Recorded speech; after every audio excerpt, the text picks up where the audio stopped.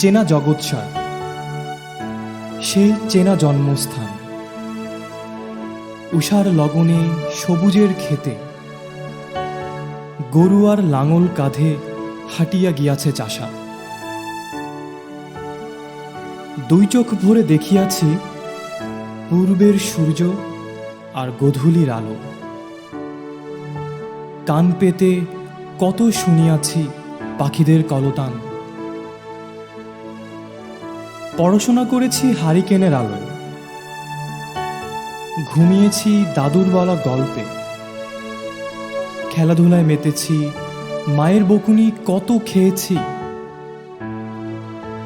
অবেলায় বই হাতে পড়ার ভান ধরেছি,